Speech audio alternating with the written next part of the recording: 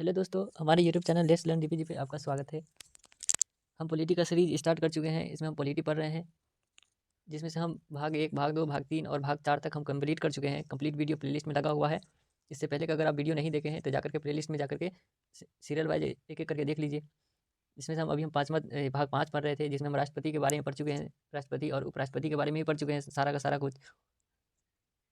राष्ट्रपति राष्ट्रपति के पावर के बारे में भी देख लिए, है ना। इमरजेंसी पावर था, बहुत सारा कि न्यायिक न्यायिक शक्ति है, ठीक, राजनीतिक शक्ति है, कि सारे के सारे शक्ति यहाँ पर लिए हैं। तो आज हम पढ़ेंगे संसद के बारे में। तो संसद संसद के बारे में स्टार्ट करते हैं। चलिए, इसकी चर्चा अनुच्छेद 79 में है। संसद की चर्चा कौन सा अनुच्छेद में है? तो अनुच्छेद 79 में है। संसद की जननी कहाँ से है? तो संसद की जननी ब्रिटेन से। जननी का मतलब है कि संसद का जो प्रावधान है कहाँ से लिया गया है? तो ब्रिटेन से लिया गया है। पार्लियामेंट शब्द फ्रांस से लिया गया, जो कि पार्लियामेंट शब्द कहाँ से लिया गया है? तो फ्रांस से। संसद भवन इसका वास्तुकार एडविन लुटियन तथा बेकर्ड।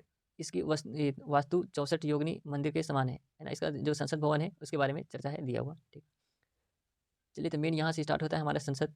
तो संसद के 3 अंग होते हैं। संसद में कितने अंग होते हैं? तो 3 अंग होते हैं। पहला लोकसभा, दूसरा राज्यसभा और तीसरा राष्ट्रपति। संसद के अंग कितने होते हैं इसको ध्यान में रखेंगे। तो संसद के 3 अंग होते हैं। कौन कौन सा है? तो एक है लोकसभा, दूसरा है राज्यसभा और तीसरा है राष्ट्रपति। संसद में कितने सदन होते हैं? तो संसद में सदन होते हैं 2, एक है लोकसभा और दूसरा है राज्यसभा। तो संसद का जो अंग है वो 3 हो गया, लोकसभा, राज्यसभा और राष्ट्रपति। और संसद का जो सदन है वो 2 हो गया, लोकसभा और राज्यसभा। यहाँ पर दिया हुआ है लोकसभा का चर्चा किस में है? तो अनुच्छेद 81 में है, और राज्यसभा की चर्चा अनुच्छेद 80 में किया गया है। अब देखिए, यहाँ पे लोकसभा के बारे में सेपरेट है, इधर राज्यसभा के बारे में सेपरेट दिया हुआ है। तो चलिए, इधर इधर हम जो भी हम पॉइंट पढ़ेंगे तो किसके बारे में होगा? तो लोकसभा के बारे में होगा। और इस साइड का पॉइंट जो भी पढ़ेंगे तो किसके बारे में होगा? तो राज्यसभा के बारे में। तो देख सकते हैं यहाँ पे ये भंग हो सकता है ना। इसको भंग किया जा सकता है। भंग करने का मतलब अगर क्या हो जाएगा, बहुमत अगर नहीं मिल पाएगा तो ये लोकसभा क्या हो सकता है? भंग हो सकता है। लेकिन राज्यसभा भंग नहीं हो सकता है। ये अस्थायी सदन है ना, ये परमानेंट सदन नहीं है, जबकि ये अस्थायी सदन है। राज्यसभा अस्थायी सदन है और लोकसभा अस्थायी सदन है। लोकसभा के और किस नाम से बोला जाता है? तो लोकसभा का बोलते हैं ये निम्न सदन, और ये राज्यसभा उच्च सदन। लोकसभा में जो जितने भी सांसद जाते हैं तो उसकी लोकसभा के इलेक्शन लड़ने के लिए आयु कितना होना चाहिए? तो 25 वर्ष होना चाहिए, जबकि राज्यसभा का सदस्य बनने के लिए आयु 30 वर्ष की होनी चाहिए। लोकसभा का और हम किस नाम से बुलाते हैं? तो लोकसभा का और हम युवा का सदन बोलते हैं, और राज्यसभा को बूढ़ों का सदन बोला जाता है। लोकसभा में अधिकतम सीट कितना है? 550। लोकसभा में सीटों की संख्या अधिकतम है 550, लेकिन जो फिल हो रहा है अभी कितना है? तो 545। और 545 में से दो एंग्लो इंडियन को हटा करके अब कितना हो गया है? तो 543 हो गया है। और राज्यसभा में अधिकतम कितना है? तो अधिकतम है 250, लेकिन वर्तमान में कितना है? तो वर्तमान में 245 है। लोकसभा में दो एंग्लो इंडियन को क्या किया जाता था? तो 2 एंग्लो इंडियन को मनोनीत किया जाता था, लेकिन अब ये प्रावधान हटा दिया गया है। और राज्यसभा में कितने को मनोनीत किया जाता है? तो राज्यसभा में 12 को मनोनीत किया जाता है, ठीक। और 12 मनोनीत कहाँ से होंगे? तो मनोनीत किया जाता है विज्ञान से किया जाता है, कला साहित्य से होता है ना, समाज सेवी से होता है, इस क्षेत्र से मनोनीत किया जाता है। और यहाँ पर भी रिमार्क में दिया हुआ है कि लोकसभा का कार्यकाल 5 वर्ष का होता है, जबकि राज्यसभा अस्थायी सदन है, इसके सदस्यों का कार्यकाल 6 साल का होता है। देखिए, लोकसभा का कार्यकाल 5 साल का होता है, और लोकसभा के सदस्य का भी कार्यकाल कितने साल का होता है? तो 5 साल का होता है। जबकि राज्यसभा का जो सदस्य है उसका कार्यकाल 6 साल का होता है। लेकिन राज्यसभा क्या है? राज्यसभा अस्थायी सदन, राज्यसभा का कार्यकाल 5 साल का नहीं होता है, वो परमानेंट होता है वो। तो ये इसमें इस शब्द पे ध्यान दीजिएगा, राज्यसभा के सदस्यों का कार्यकाल 6 साल का होता है, ठीक। अब रिमार्क में दूसरा पॉइंट है, राज्यसभा के 1/3 सदस्य 2 वर्ष पर अवकाश ले लेते हैं। मतलब कि अवकाश लेने का मतलब है कि राज्यसभा के जितने भी सदस्य हैं उसका 1/3 जो सदस्य है वो प्रत्येक 2 साल पे क्या होता है? तो प्रत्येक 2 साल पे उसको रिटायरमेंट हो जाता है। रिटायरमेंट का मतलब कि वो अपने पद से हट जाते हैं वो। और तीसरा पॉइंट दिया हुआ कि 10 लाख जनसंख्या पर एक संसद की व्यवस्था है। वर्तमान में सीट 1971 की जनगणना पर आधारित है। इसमें 2026 तक कोई परिवर्तन नहीं होगा। कहने का मतलब कि अभी जो संसद के अंदर में जो लोकसभा है या फिर राज्यसभा है, तो इसकी जो संख्या देखते हैं, लोकसभा की संख्या कितना है? तो 500, अधिकतम है 550, और राज्यसभा का सदस्य की संख्या, मतलब सीटों की संख्या कितना है? तो 250। तो ये जो है ये कब की जनगणना पर आधारित है? तो ये सब का सब 1971 की जनगणना के आधारित पर है, ठीक। लेकिन 2026 तक इसमें कोई परिवर्तन नहीं होगा। 2026 के बाद इसमें सीटों की संख्या को उम्मीद है कि बढ़ाई जाएगी, ठीक। प्रत्येक 10 लाख जनसंख्या पर एक संसद का क्या होता है? तो एक संसद को रखा गया है। लेकिन किस जनगणना के अनुसार? तो 1971 की जनगणना के आधार पर है। अब है संसद के प्रस्ताव। तो संसद का कार्यपालिका पर नियंत्रण। तो पहला है ध्यान आकर्षण प्रस्ताव। संसद का जो कार्यपालिका होता है ना, तो उसमें किस तरीके से नियंत्रण होता है उसकी चर्चा है। तो पहला है ध्यान आकर्षण प्रस्ताव। तो ध्यान आकर्षण प्रस्ताव किसके किसके विरुद्ध लाया जाता है? तो ये किसी मंत्री के विरुद्ध आता है। ध्यान आकर्षण प्रस्ताव किसके विरुद्ध आता है? तो किसी मंत्री के विरुद्ध आता है। दूसरा है स्थगन प्रस्ताव, लोक महत्व के अविलंबीय विषय पर कम से कम 50 सदस्यों का हस्ताक्षर होना चाहिए। स्थगन प्रस्ताव आता है तो उस पर स्थगन प्रस्ताव लाने से पहले उस पर क्या होना चाहिए, तो उस पर 50 सदस्यों का हस्ताक्षर होना चाहिए, है ना। लोकसभा के जो मतलब कि संसद का जो सदस्य है उसी के अंदर से 50 सदस्यों का क्या होना चाहिए, तो हस्ताक्षर होना चाहिए। तो उस कंडीशन क्या होता है, स्थगन प्रस्ताव ला सकते हैं। तीसरा है निंदा प्रस्ताव। तो निंदा प्रस्ताव क्या है, ये निश्चित कारण या आरोप के आधार पर किसी एक मंत्री या संपूर्ण मंत्रिपरिषद के विरुद्ध आता है। निंदा प्रस्ताव कहने का मतलब कोई मंत्री अगर कोई घोटाला करता है या किसी भी तरीके से या पूरा मंत्रिपरिषद ही कोई चोरी चमारी करता है तो क्या होगा, उसके प्रति क्या लाया जाएगा, तो निंदा प्रस्ताव लाया जाता है। चौथा है नियम 184 के आधार पर प्रस्ताव। सरकार के द्वारा लिया गया नीति या नीतिगत निर्णय के विरुद्ध चर्चा के अंत में मत विभाजन कराया जाता है। ये सारा का सारा क्या होता है, लास्ट में क्या किया जाता है, तो लास्ट में सब पर मत विभाजन कराया जाता है। अगर सही निकला तो उसके अकॉर्डिंग कार्रवाई किया जाता है। उसके बाद है अविश्वास प्रस्ताव। अविश्वास प्रस्ताव क्या है, ये सरकार का बहुमत सिद्ध करने के लिए प्रस्ताव पर कम से कम 50 सदस्य का हस्ताक्षर अवश्य है। यदि अविश्वास प्रस्ताव पारित हो गया तो सरकार गिर जाती है। तो अविश्वास प्रस्ताव कहने का मतलब है कि किसी का सरकार है संसद के अंदर में, है ना, सेंट्रल गवर्नमेंट में। अगर तीसरा कोई अपोजिट पार्टी अगर कह देता है कि जो जिसकी सरकार चल रही है उसके पास क्या है, बहुमत नहीं है, तो बहुमत नहीं है तो क्या करेगा उस कंडीशन में, तो अपोजिट पार्टी क्या लाता है, तो उस कंडीशन में अपोजिट पार्टी जो है अविश्वास प्रस्ताव लाता है। ठीक, तो जब अविश्वास प्रस्ताव आ जाएगा तो राष्ट्रपति क्या करते हैं कि उसको जिसकी पार्टी है जो सरकार में है उसको बोला जाता है कि आप बहुमत सिद्ध करके बताने के लिए, ठीक, बहुमत सिद्ध करके बताने के लिए, अगर बहुमत सिद्ध हो गया तो ठीक है, अगर नहीं हो पाया तो सरकार को खत्म कर दिया जाता है। पहला अविश्वास प्रस्ताव किसके प्रति आया था, किसके किसके विरुद्ध आया था, तो जेबी कृपलानी ने 1963 में लाया था। जेबी कृपलानी ने पहला अविश्वास प्रस्ताव लाया था। उसके बाद है अनुच्छेद 82। अनुच्छेद 82 में क्या है, तो जनगणना के बाद सीटों का समायोजन, जनगणना के बाद जो है सीट का क्या हो जाएगा, तो समायोजन हो जाएगा। कहने का मतलब वही जो अभी जो लोकसभा में या राज्यसभा में हम देखते हैं सीटों की संख्या है, तो वो सीटों की संख्या 1971 के अकॉर्डिंग है, 1971 के अकॉर्डिंग है, तो ये अनुच्छेद 82 के अनुसार है। अब अनुच्छेद 82 के अनुसार क्या किया जाएगा, तो 2026 में अब सीट की संख्या बढ़ा दी जाएगी। तो कह रहा है कि प्रत्येक जनगणना की सीटों का आयोजन वर्तमान में परिसीमन 1971 की जनगणना पर आधारित है। इसे 2026 तक नहीं बदला जाएगा। तो 2026 तक अभी तक नहीं बदलेगा, 2026 के बाद हो सकता है तो सीटों की संख्या बढ़ जाए। लोकसभा में सीटों की संख्या भी बढ़ेगा और राज्यसभा में भी सीट की संख्या बढ़ेगी। 10 लाख जनसंख्या पर एक संसद होता है ना।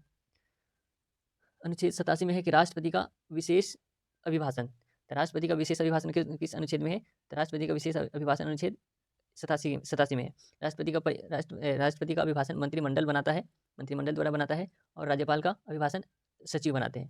तो विशेष अभिभाषण का मतलब है कि ये जब नई लोकसभा आती है ना, जब नई लोकसभा बन के आती है, तो नई लोकसभा बनने के बाद क्या होता है कि पहली बार जब राष्ट्रपति भाषण देते हैं, है ना, उस लोकसभा के अंदर में, तो उसी को बोलते हैं विशेष अभिभाषण।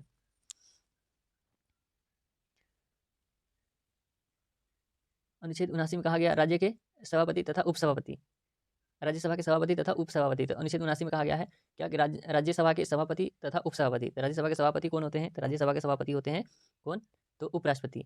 और उपसभापति कौन होते हैं, तो उपसभापति जो है राज्यसभा के संसद में से ही कोई सदस्य जो उपसभापति को बना दिया जाता है। अनुच्छेद 93 के तहत क्या है, तो अनुच्छेद 93 में दिया गया है कि लोकसभा के अध्यक्ष तथा उपाध्यक्ष। तो लोकसभा के अध्यक्ष और उस उपाध्यक्ष की चर्चा किसमें है, तो अनुच्छेद 93 में है। अभी लोकसभा के अध्यक्ष कौन है, तो लोकसभा के अध्यक्ष है ओम बिरला, है ना। अगर अध्यक्ष नहीं होता है तो उस कंडीशन में कार्य कौन संभालता है, तो उपसभापति मतलब उपाध्यक्ष संभालेंगे। यहाँ पर उपसभापति लिखा हुआ। अध्यक्ष के कार्य, अब अध्यक्ष के कार्य क्या है, अध्यक्ष किसका होता है, तो लोकसभा का होता है। लेकिन राज्यसभा क्या होता है, तो राज्यसभा का सभापति होता है। तो पहला है संयुक्त अधिवेशन की अध्यक्षता। तो संयुक्त अधिवेशन की अध्यक्षता का क्या मतलब हुआ कि कोई बिल अगर आता है उस पर अगर लोकसभा क्या कर देता है, पारित कर देता है उसको, है ना, पास कर देता है कोई बिल को, और राज्यसभा क्या करता है, उस बिल को पारित नहीं होने देता है। तो किसी स्पेशल केस है ना, जिसमें क्या होता है संयुक्त अधिवेशन बुलाया जाता है, जिसमें से राज्यसभा का भी मेंबर होगा और लोकसभा का भी मेंबर होगा। लेकिन उसका जो अध्यक्ष होगा वो कौन करेगा, उसका अध्यक्ष जो उसका ये अध्यक्षता करेगा लोकसभा के अध्यक्ष। ऐसे में सेपरेट अगर है तो लोकसभा का अध्यक्ष करता है वो, जो लोकसभा का अपना अध्यक्ष होता है वो। बाकी राज्यसभा का कौन करता है, तो राज्यसभा का करता है राज्यसभा के सभापति। दूसरा है विधेयक का निर्धारण। विधेयक का निर्धारण कौन करता है, तो विधेयक का निर्धारण करता है अध्यक्ष, है ना, लोकसभा के अध्यक्ष है वही विधेयक का निर्धारण भी करते हैं। निर्धारण का मतलब कि कौन सा विधेयक धन विधेयक है, कौन सा विधेयक वित्त विधेयक है ना, तो इसका निर्धारण कौन करता है, तो अध्यक्ष करता है। तीसरा है लगातार 60 दिनों तक अनुपस्थिति रहने पर सदस्य को अयोग्यता। अगर कोई सदस्य, संसद के कोई सदस्य लगातार 60 दिन तक क्या रहते हैं, अनुपस्थित रहते हैं, तो इस स्थिति में क्या कर सकते हैं उसको, तो अयोग्य घोषित कर सकते हैं। ये किसके पास पावर है, तो ये पावर है अध्यक्ष के पास।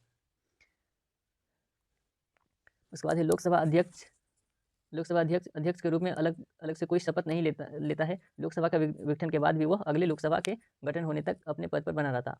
तो लोकसभा के जो अध्यक्ष होते हैं, ठीक, ये कोई शपथ वपथ नहीं लेते हैं, लेकिन लोकसभा खत्म भी हो जाए तो अगले लोकसभा के लिए क्या रहते हैं, ये अपने पद पर बने रहते हैं।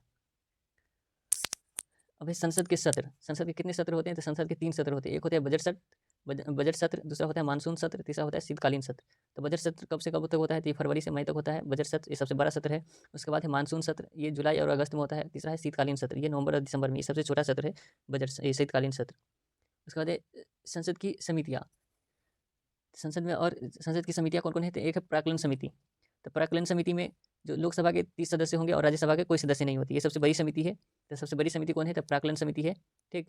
और प्राक्कलन समिति में लोकसभा में कितने सदस्य होते हैं, तो 30 सदस्य होते हैं, और राज्यसभा के एक भी सदस्य नहीं होते हैं। सबसे बड़ी समिति है, यह बजट तैयार करती है। तो प्राक्कलन समिति क्या करती है, तो बजट तैयार करती है ये।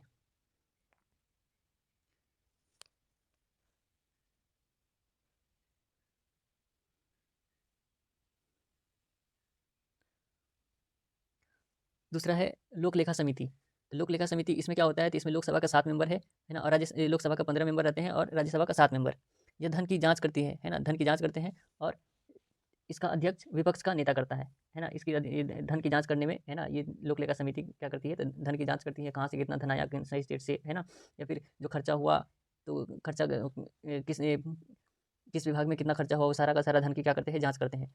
तो इसमें लोकसभा के 15 सदस्य होते हैं और राज्यसभा के 7 सदस्य होते हैं, टोटल मिलाकर 22 सदस्य हुए। लेकिन इसका जो अध्यक्ष होता है, तो अध्यक्ष कौन होता है, विपक्ष का नेता होता है। विपक्ष का नेता कहने का मतलब कि विपक्षी जो पार्टी होती है वो अध्यक्ष करते हैं इसका। इसे प्राक्कलन की जुड़वा बहन कहते हैं। तो प्राक्कलन समिति जो है, उसका जुड़वा बहन किसे कहा जाता है, तो उसका जुड़वा बहन कहा जाता है लोक लेखा समिति को। तीसरा है सरकारी उपक्रम समिति। सरकारी उपक्रम समिति क्या है, यह सरकारी कंपनी के प्रगति की जांच करती है। जो सरकारी कंपनी है उसकी प्रगति की जांच करते हैं। इसमें भी लोकसभा के 15 सदस्य होते हैं और राज्यसभा के 7 सदस्य होते हैं। उसके बाद है संसद की प्रक्रिया। जो प्रक्रिया चलती है, तो पहला है प्रश्नकाल, मतलब सेशन जो चलता है सत्र। तो पहला स्टार्टिंग में 11 बजे से लेकर 12 बजे तक जो सेशन चलता है, मतलब कि वो जो टाइमिंग होता है, उसको क्या बोला जाता है, तो उसको बोलते हैं प्रश्नकाल। यह संसद का पहला घंटा होता है, जिसमें तारांकित प्रश्न, मतलब मौलिक तथा अतारांकित प्रश्न लिखित पूछे जाते हैं। तो इस कंडीशन में क्या है, जो प्रश्नकाल में है, प्रश्नकाल में प्रश्न पूछे जाते हैं, मौलिक प्रश्न भी होते हैं और लिखित भी होता है। मतलब कि कोई मंत्री है ना, कि दूसरे मंत्री से क्या कर सकते हैं, सवाल कर सकते हैं कि इस विभाग में जो है इतना घोटाला क्यों हुआ, ये विभाग अभी तक तैयार क्यों नहीं हुआ, है ना। जिस तरीके से प्रश्न पूछना है वो पूछ सकते हैं। मतलब लिखित भी पूछ सकते हैं, और मतलब पेपर में लिख करके भी पूछ सकते हैं, या फिर मौलिक भी पूछ सकते हैं। दूसरा होता है उसका शून्यकाल। शून्यकाल कब से कब तक होता है, तो 12 बजे से लेकर 1 बजे तक क्या होता है, कौन सा काल, तो शून्यकाल होता है। यह संसद का दूसरा घंटा होता है। इससे कोई नियम कानून नहीं लागू होता है। इसमें क्या होता है कि इसमें जितना जितना मर्जी होता है उतना देखते होंगे कि झगड़ा वगड़ा भी हो जाता है ना, बहस होता है बहुत ज़्यादा। तो इसमें कोई रोक टोक नहीं होता है, कोई नियम कानून नहीं लागू होता है। अनुच्छेद 98 में क्या है, तो संसद का सचिवालय। तो संसद की सचिवालय कौन सा अनुच्छेद में है, तो अनुच्छेद 98 के अंदर में। अनुच्छेद 100 के अंदर में क्या है, गणपूर्ति। गणपूर्ति अर्थात 1/10 सदस्य की उपस्थिति होना चाहिए। कहने का मतलब, अगर संसद का सत्र चलाना है, तो संसद का सत्र चलता है तो हमेशा सारा का सारा संसद का जो सदस्य है वो हमेशा प्रेजेंट नहीं होते हैं। तो सत्र चलाने के लिए क्या है कि संसद में जितने सदस्य हैं, है ना, लोकसभा या राज्यसभा में जितने भी सदस्य हैं, तो लोकसभा में सत्र चलाने के लिए क्या करना पड़ता है, तो जितना सदस्य है उसका 1/10 सदस्य कम से कम प्रेजेंट होना चाहिए, तभी क्या होगा, सत्र चलेगा। अनुच्छेद 101 में क्या दिया गया है, तो अनुच्छेद 101 में दिया गया है, यदि कोई सदस्य बिना सूचना का लगातार 60 दिनों तक बैठक में अनुपस्थिति रहता है, तो उसे सदस्यता समाप्त हो जाती है। तो अनुच्छेद 101 के तहत क्या कहा गया है, तो कोई भी संसद के जो कोई भी सदस्य है, वो बिना सूचना के, है ना, अनुपस्थिति रहते हैं, है ना, प्रेजेंट नहीं रहते हैं संसद में 60 दिनों तक, तो उसकी सदस्यता क्या कर दी जाएगी, तो समाप्त कर दी जाएगी। अनुच्छेद 102 में कहा गया है कि संसद लोकसभा के पद पर निर्धारण करने का अधिकार प्राप्त करता है। तो अनुच्छेद 102 के तहत है कि संसद को जो है लाभ के पद पर निर्धारण करने का अधिकार प्राप्त होता है। अनुच्छेद 108 में कहा गया है कि दोनों सदनों में विवाद होने पर राष्ट्रपति संयुक्त अधिवेशन बुलाते हैं। इसकी अध्यक्षता लोकसभा के अध्यक्ष करते हैं। लोकसभा के अध्यक्ष हैं वो करेंगे। साधारण विधेयक पर 1961 में दहेज निदेश अधिनियम, 1978 के बैंकिंग आयोग अधिनियम और 2002 के पोटा के लिए संयुक्त अधिवेशन को बुलाया गया था। तो कहने का मतलब कि दोनों सदन में अगर कोई विवाद हो जाता है, तो उस विवाद को खत्म करने के लिए क्या करते हैं, राष्ट्रपति जो है संयुक्त अधिवेशन बुलाते हैं, मतलब ज्वाइंट सीटिंग बुलाते हैं। और ज्वाइंट सीटिंग बुलाएंगे तो उसका अध्यक्षता कौन करेंगे, तो उसका अध्यक्षता भी लोकसभा के जो अध्यक्ष होंगे वही करेंगे। अब ये संयुक्त अधिवेशन किन किन स्थितियों में बुलाया जाता है, ये 3 परिस्थितियों में संयुक्त अधिवेशन बुलाया जाता है। पहला है कि एक सदन द्वारा पारित विधेयक पूरा दूसरा सदन द्वारा, है ना, अस्वीकार कर देने पर। अगर एक सदन क्या करता है कि कोई विधेयक को पूरा पारित कर देता है और दूसरा सदन क्या करता है, उस पर अस्वीकार कर देता है, तो इस कंडीशन में राष्ट्रपति क्या करेंगे, तो संयुक्त अधिवेशन बुलाएंगे। संयुक्त अधिवेशन बुलाता कौन है, तो राष्ट्रपति बुलाता है, इसको ध्यान रखेंगे। संयुक्त अधिवेशन राष्ट्रपति बुलाते हैं, लेकिन अध्यक्षता कौन करते हैं, तो अध्यक्षता करेंगे लोकसभा के अध्यक्ष। दूसरा है कि एक सदन द्वारा पारित विधेयक को दूसरे सदन द्वारा 6 माह से अधिक के लिए रोक दे, है ना? अगर कोई विधेयक एक सदन क्या करते हैं कि पारित कर देते हैं और दूसरा सदन क्या करते हैं, उस विधेयक को 6 महीना तक रोक करके रख देते हैं, पारित नहीं करते हैं। तो इस कंडीशन में भी क्या होता है, तो संयुक्त अधिवेशन बुलाया जाता है। और तीसरा, एक सदन द्वारा दिया गया सुझाव दूसरा सदन मानने से इनकार कर दे, तो इस कंडीशन में भी क्या होगा, तो संयुक्त अधिवेशन को बुलाया जाएगा। अनुच्छेद 109 के अंदर में क्या कहा गया है, तो धन विधेयक के बारे में विशेष प्रावधान, ठीक, विशेष प्रावधान है 109 के अंदर में। तो सिंपल से याद रखेंगे, 109 में कहा गया है धन विधेयक के बारे में विशेष प्रावधान। धन विधेयक सबसे पहले लोकसभा में ही प्रारंभ होते हैं, है ना? तो इस शब्द को याद रखेंगे कि धन विधेयक सबसे पहले कहाँ प्रस्तुत किया जाता है, तो धन विधेयक सबसे पहले लोकसभा में ही प्रारंभ किया जाता है। राज्यसभा इसे 14 दिन से अधिक नहीं रोक सकती है। अगर धन विधेयक है तो धन विधेयक को राज्यसभा कितने दिन तक रोक सकती है, तो 14 दिन से पहले तक वो रोक सकती है।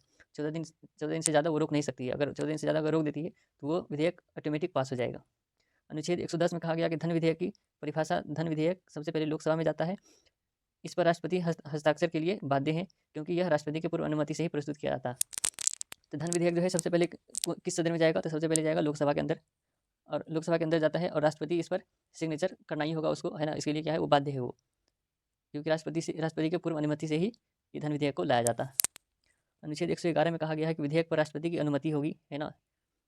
और अनुच्छेद 12 में कहा गया है बजट। तो बजट शब्द का जो है प्रयोग किस अनुच्छेद में है, तो अनुच्छेद 112 में है, ठीक। संविधान के अंदर में बजट शब्द नहीं है, है ना? इस पीडीएफ में, इसलिए हम बता रहे हैं। संविधान के अंदर में क्या है, तो वार्षिक वित्तीय विवरण लिखा हुआ। तो वार्षिक वित्तीय विवरण किस अनुच्छेद में है, तो अनुच्छेद 112 के अंदर में।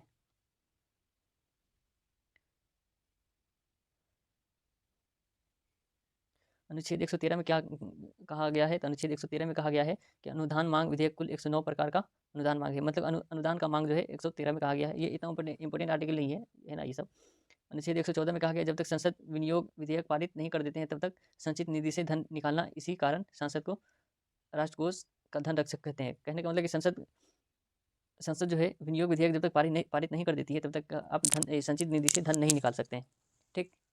ये अनुच्छेद 114 में कहा गया। अनुच्छेद 116 में कहा गया है लेखा अनुदान, ठीक। इसको डायरेक्ट एक ही शब्द में याद रखेंगे कि अनुच्छेद 116 में क्या है, तो लेखा अनुदान है। अनुच्छेद 117 में है वित्त विधेयक। धन विधेयक किस अनुच्छेद में है, तो धन विधेयक है 110, है ना? अनुच्छेद 110 भारत का जो मतलब बजट है, बजट के बारे में किस अनुच्छेद में है, तो अनुच्छेद 112 है। 117 में कौन सा विधेयक है, तो 117 में है वित्त विधेयक। उसके बाद साधारण विधेयक क्या है, तो साधारण विधेयक विधि बनाने के दौरान 3 वाचन से गुजरना होता है, जिसमें द्वितीय वाचन के विधेयक को प्रारूप समिति द्वारा पास किया जाता है। प्रारूप समिति अभी पर है। अनुच्छेद 123 में क्या कहा गया है, तो अनुच्छेद 123 में कहा गया है राष्ट्रपति का अध्यादेश है ना? पहले ही पढ़े हैं राष्ट्रपति के बारे में। तो अनुच्छेद 123 में कहा गया है राष्ट्रपति का अध्यादेश। इसका अधिकतम विधि 6 माह तक होती है ना? किंतु यह सत्र प्रारंभ हो जाए तो 42 दिन ही रहती है। राष्ट्रपति जब चाहे अध्यादेश वापस ले सकते हैं, ठीक। अध्यादेश मंत्री की सलाह पर आता है, इसे कितनी बार भी लाया जा सकता है। तो चलिए यहाँ तक हमारा क्या खत्म होता है, यहाँ पर हमारा संसद टॉपिक भी खत्म हो रहा है। अब हम अगले वीडियो में क्या करेंगे, तो अगले वीडियो में हम सुप्रीम कोर्ट के बारे में पढ़ेंगे, ठीक। अगर आप हमारे चैनल पर नए हैं तो चैनल को सब्सक्राइब कर लीजिए। और दूसरी बात कि अगर आप इस वीडियो को देख रहे हैं तो इससे पहले की सारा वीडियो है प्लेलिस्ट में लगा हुआ, आप वहाँ से जाकर के आप सारे देख लीजिए, ताकि आपको एक लाइन बाय लाइन समझ में आ जाए। Thank you so much.